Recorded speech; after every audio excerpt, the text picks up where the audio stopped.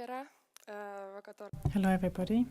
It is great to be invited here. My name is Doris Pajumäe. I work at Estonian University of Life Sciences. I'm a third-year student at the bachelor's level, and today I will tell you about what the cormorants are eating on Lake Võrtsjärvel and on Lake Peipsil. We looked at two colonies on the island of Tondisaar on Lake Võrtsjärvel, and on the island of Salusaar in Lake Peipsil.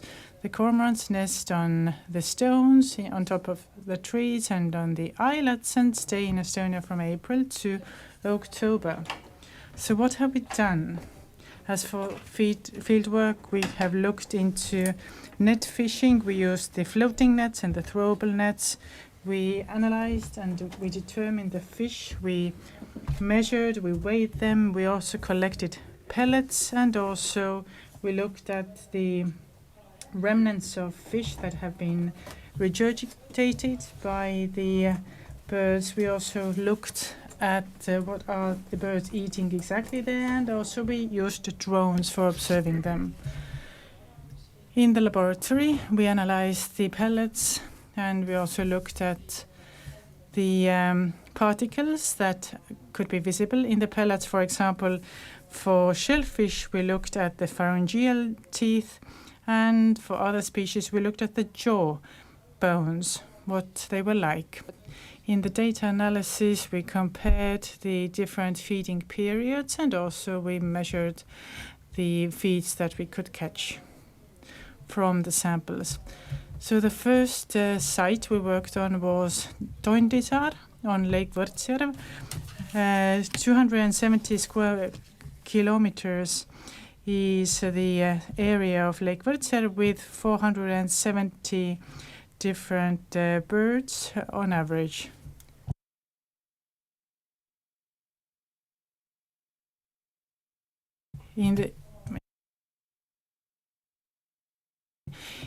We used three different methods. So we looked at what they were directly eating, what was in the pellets, and what was the abundance of the different species of fish in the food of cormorants.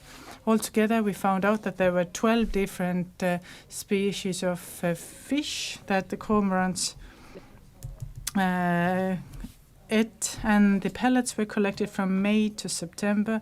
As we can see, the cormorants feed on economically important fish such as bream, pike perch, roach, and altogether we looked at 508 different pellets and their consistence, what they contained. Here you can see the number of fish in terms of how many grams per 24 hours the cormorants ate on Lake Võrtsjärvel in June or September.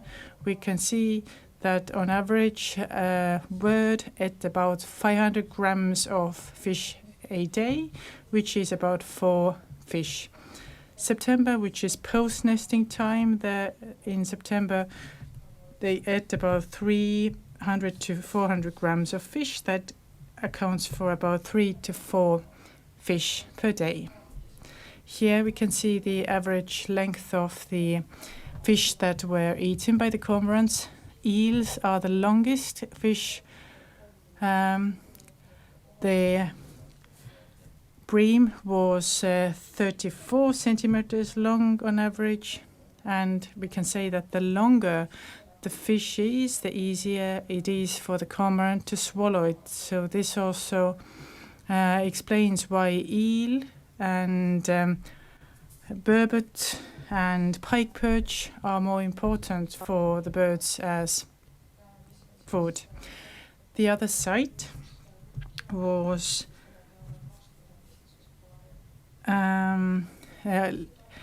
Lake Lämmijärv in Lake Peipsil. The area of that lake is 336 square kilometers with 2,000 breeding pairs of cormorants. There we observed the fish with 2 of our colleagues, and we counted the birds, and we measured them that we could see or catch, and we also measure the pellets, of course, and analyze them. Here we can see the abundance of the fish and the biomass of them in the lake. And in terms of the abundance, the most species that we could find were pike perch, then also roach, then also perch, and then ruff, and then white bream. In terms of biomass of the fish, we could see that there were mostly perches and also bleaks and also pike perches there. This was in autumn, but now in summer we could see that the most numerous species of fish was perch, followed by pike perch, followed by ruff. And in terms of biomass, it was again perch that was the most numerous one. We could see that the cormorants tended to prefer eating roaches whenever possible. Here we can see the comparison of the length of the fish that were eaten on the lake Võrtsjärvel and on Salusaar. We can see that shellfish were eaten more on Lake Peipsil, but other than that, the data are relatively similar.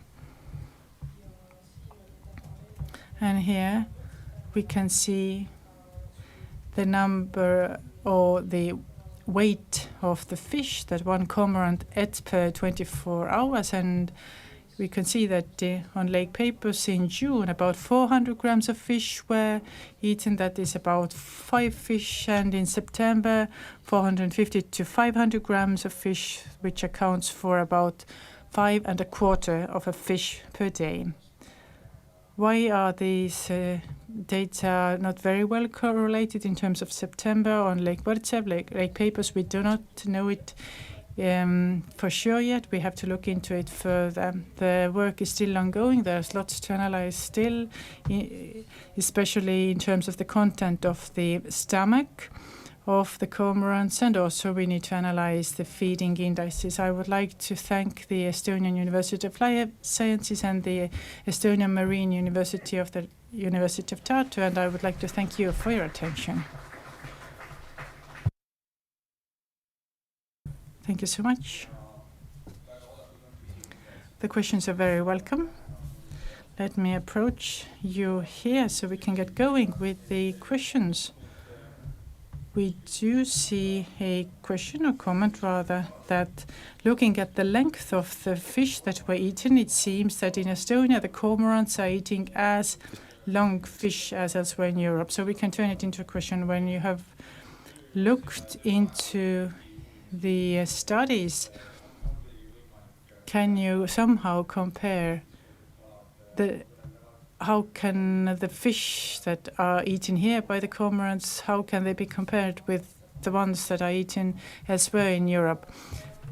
I haven't looked into it yet because I have yet to write my bachelor's thesis. I have not looked into what is the length of the fish that the cormorants eat elsewhere in Europe, but it might really be the case that the length is somewhat similar. Very nice. We might presume that if the water bodies have similar conditions, then there might be some similarities in terms of what the cormorants are eating, in terms of how long the fish are. Let's see if there are any other questions that emerge here. If not, then let me ask you one. Now, based on your work, what have you considered as the most important thing? For example, if you would like to study the food supply of cormorants further, should we change the scale of how in depth you would be looking into the matter, or would you like to also look at the coastal waters and the cormorants there? Currently you looked at the inland water bodies in order to get a better overview of the food supply of the cormorants. Yes, I think two main things need to be looked into: the inland water bodies where the cormorants colonies can be found, and then we have the coastal waters as well. I understand that the Estonian Marine Institute has looked into the coastal areas matter a bit. I think we could combine the data and also discuss the matters together and then find solutions to the questions we might have. Very nice. We can see that people do have some ideas. Let me ask you something more then. We see that there is a lot of perch in summer in Lake Lämmijärv, but the cormorants do not want to eat it. They prefer roaches. Can you somehow explain it? Why do they prefer roaches? It might be because it depends how long the perches and the roaches are during that period. It is maybe easier to swallow and catch the smaller fish. It might depend on the size of the fish. I don't really know. I found that it was very interesting to see that although there weren't many white breams caught in the nets, but nevertheless the cormorants preferred white breams. Another question here. How did you determine the amount of fish that was eaten by a cormorant per day? What was the exact methodology? I believe that Priit Singel can respond to that. Very nice. Let's listen to what he can tell us.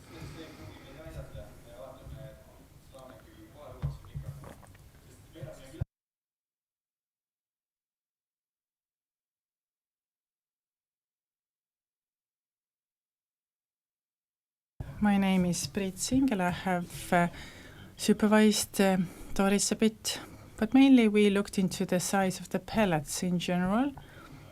We have considered 1 pellet per cormorant per day, and we have thought that this is the usual amount that the cormorant classically eats per day. Indeed. Of course, there might be slight variations here and there, but this is the main methodology, the analysis of pellets. Thank you for the clarification. Hopefully that provided some insight. And there's one more question coming up in English. Please, Doris, I would like to ask you also a little bit about methodology, because we have also worked for many years with pellet analysis for cormorants. Did I hear it right when I heard that you're using both otoliths but also jaw bones to look at the fish, or are you only using the otoliths? Both, yeah. Maybe I can again.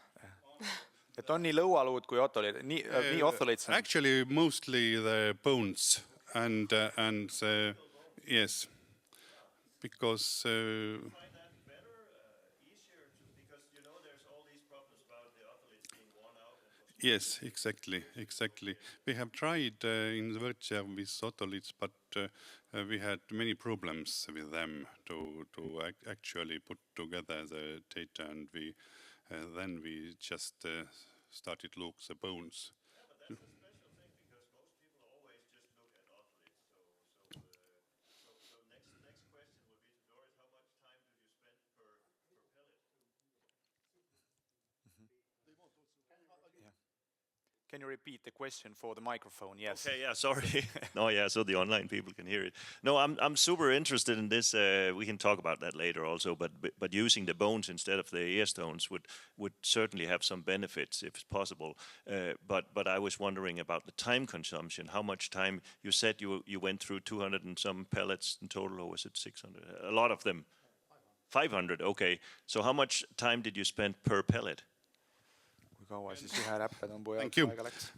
Around 2 hours. Okay. 2 hours pellet. Yeah. Okay, you have a job now. Väga tore. If you pay well, yes, no problem. Aga me täname väga heade küsimuste ja tähelepanekute eest ja Thank you so much for your questions and remarks. And there is one more comment that emerged saying good luck to Doris. It is great to see young specialists joining us in the future. Thank you so much, Doris, for your presentation.